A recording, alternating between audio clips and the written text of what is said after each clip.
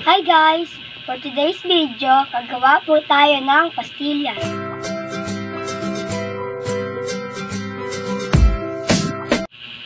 Ang mga kailangan po natin ay gatas, sugar, at condensed milk. Meron po tayo dyang 2 cups of milk powder and 1/3 cup of condensed milk. Meron din po tayong sugar. Ang brown po yung ginamit po namin po dyan kasi po wala po kaming puti. Pwede naman pong gamitin niya brown sugar po. Pwede rin puti. Depende po yan sa inyong gagamiting sugar. Ang una po natin gagawin ay lalagay po natin itong milk powder sa lagayan.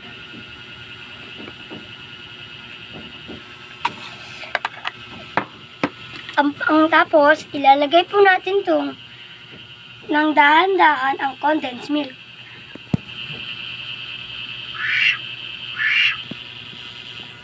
Tapos, haluin po natin to.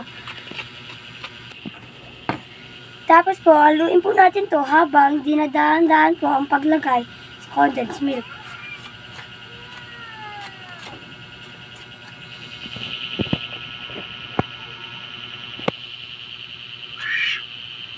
Sa mga nagtatanong po dyan, kahit ano pong condensed milk po ang pwedeng gamitin.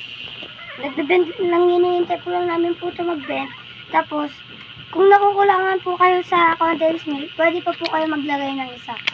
Haluin nyo lang po ito ng mabuti hanggang po maging dough po ito. Nag-add pa po ako ng 1/3 cup ng condensed milk.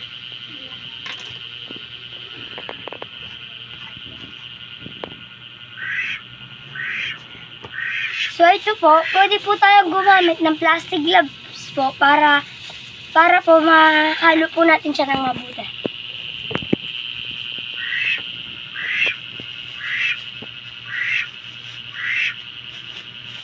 So ito po, haluin na po natin siya ng kamay po para po ma-mix na po natin siya ng mabuti.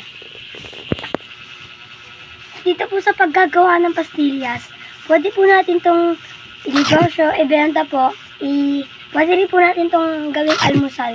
O kaya po bawon po ng mga anak niyo po sa school.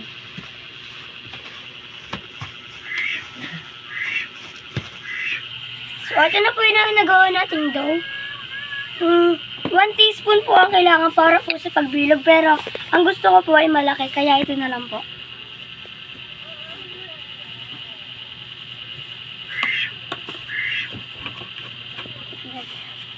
Ganito po pag bibilogin nyo po ito ng bilog na bilog po para po ma-coating po siya ng maayos.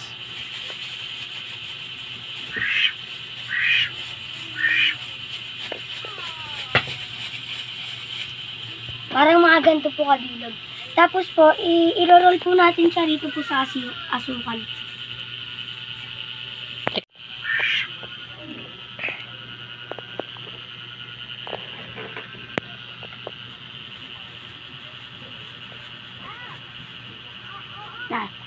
So, okay na po to. Tapos, gagawa po tayo ulit ng bilog po.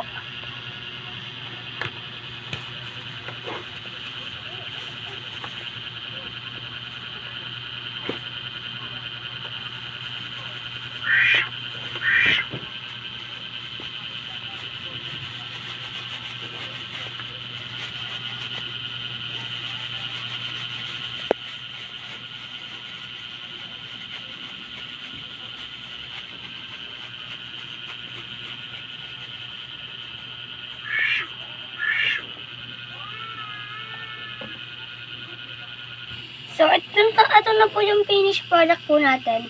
Mabilis lang po itong gawin, tapos masarap po pag kinain. Pwede rin po itong ibenta po, pwede rin po kainin. Tapos, lagi nyo tandaan na pwede pong gumamit ng kahit anong condensed milk, tapos pwede naman pong gumamit ng brown sugar. So, nakagawa na po ako ng 18 pieces po ng malalaking pastillas na pwede pong pagsalu-saluhan ng mga pamilya. Pwede po itong ibigay sa ating kapatid, pinsan, lola, nanay, tita, at iba pa.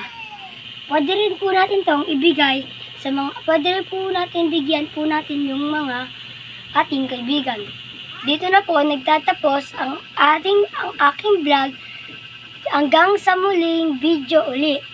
Salamat sa inyong pakikinig at panonood sa aking vlog. Bye!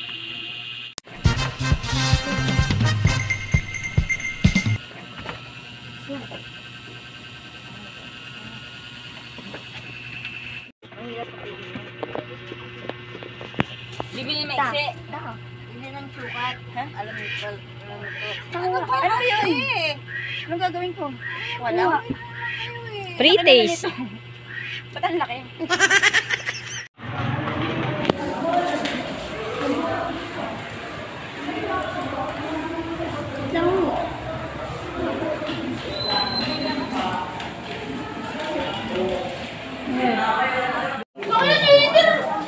Ligo mura lang daw ang binisi yan. Sige po kay mama. Teacher daw! Sarap. Magkano yan, Kian? Apas tilistos, may asukal. Magkano yan? O, kuha din daw. O. Huwag din tingnan ko na, ikaw na. Thank you. Teacher daw. O, sige. Ano ba to? Project niya yan, pastillas. Gago pinataya ko sa iyo. Sige.